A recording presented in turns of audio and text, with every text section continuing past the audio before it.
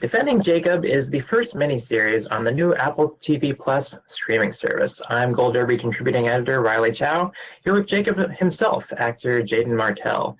Now, Jaeden, when you came onto the show, were you told whether Jacob was actually the murderer, or is that something that you might have discovered as you were reading the scripts? Well, after reading the script, it was still unclear.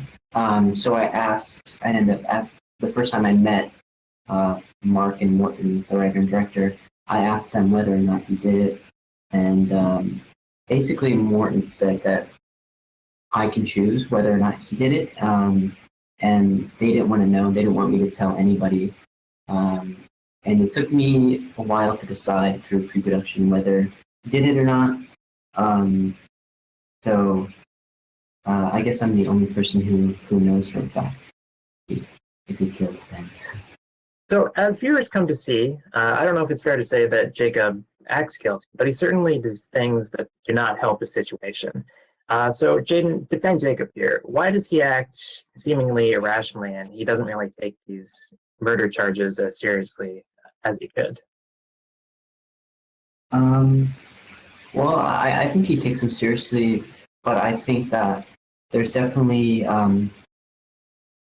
it's important to remember that he is a normal teenager, and he wants to retain that sort of normalcy throughout this trial, and wants to play video games, and wants to, have relationships with his friends, but it's really hard to do that in this super difficult situation.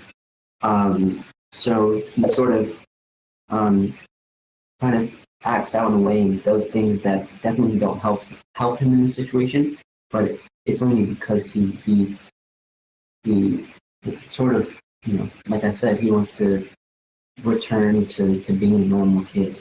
But I think also he realizes throughout the story, he realizes the weight of the trial and how it's going to affect his life forever. Now, I've not read the book, but I did talk to showrunner Mark Bomback, and kind of what I got from from that conversation is that the show treats Jacob more as a viewpoint character. So I'm wondering if you read the book and what changes you noticed in terms of Jacob's portrayal. Yeah, basically, I started reading the book before shooting, obviously to do research, and I got chapter in, and I decided not to read it because it's, like you said, it plays with perspective, and really the book is completely from Andy's perspective, and it wasn't good for me to know what he was thinking and what he was going through, because I had to focus on my character, and also because the character Jacob is quite different.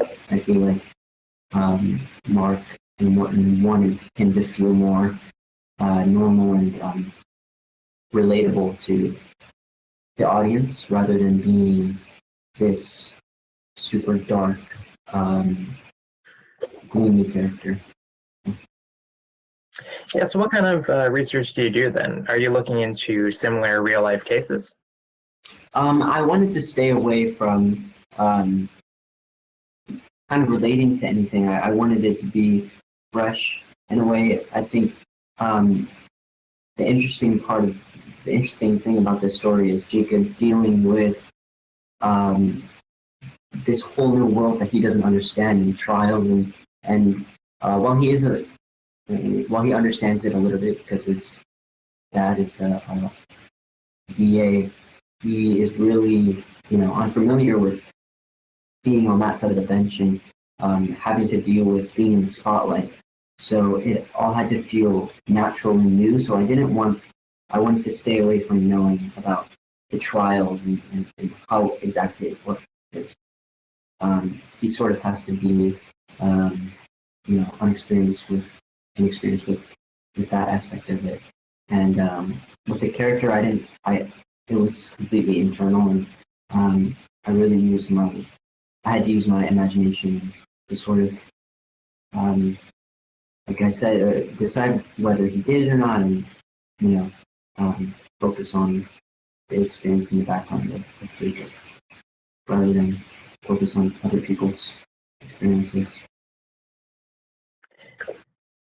And what do you hope viewers take from Jacob's story and your portrayal of him? Good question. I think that this story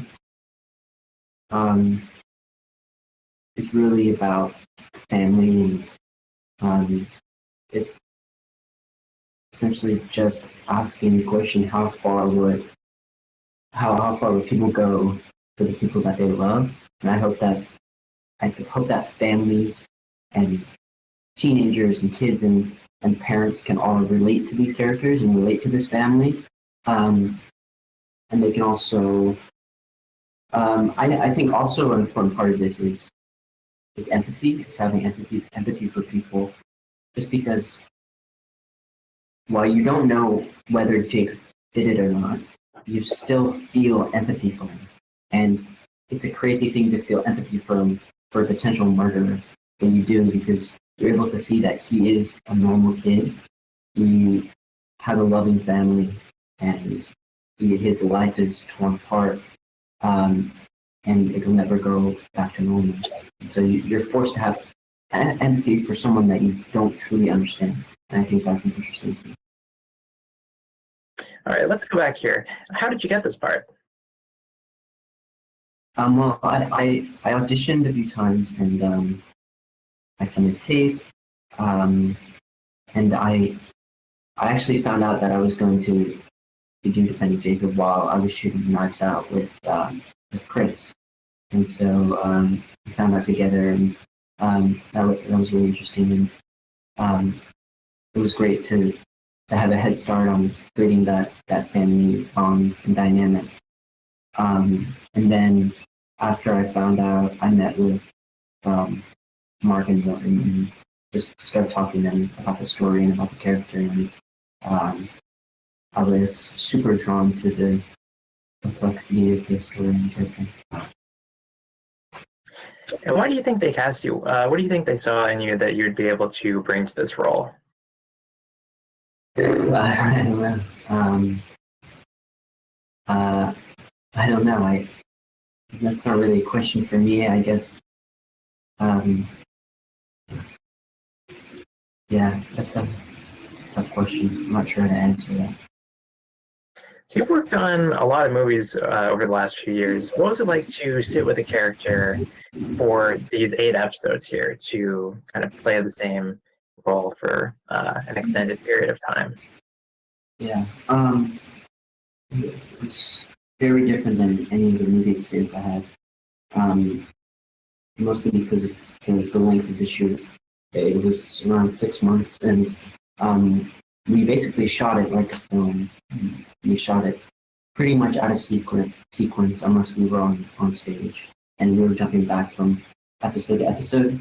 So it just felt like a super long movie, and it was really interesting because I feel like when you're given that amount of time to be with the character, you become quite close to him, and I feel like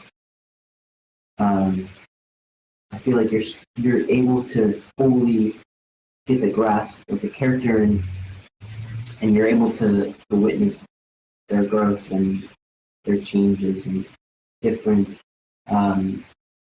moods and you know, how they react in certain scenarios. So it forces you to be a better actor in a way and be more aware of where you are in the story and be more aware of the character itself. It's true. There are very few shows where you actually have the same director for the entire thing. Yeah.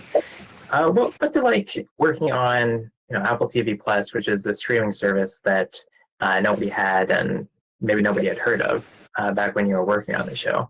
How have you been able to describe it to people who are wondering about what you're working on? Well, I mean, Apple is obviously one of the biggest companies in the world, and so they approached it very they approached it like they've been doing it for years, and it was very professional, and everything was so. I think the way they do things is always very deep um, and simple, and they did the same with the show, um, and like you said, having one director and one showrunner and one writer, I think it made the process so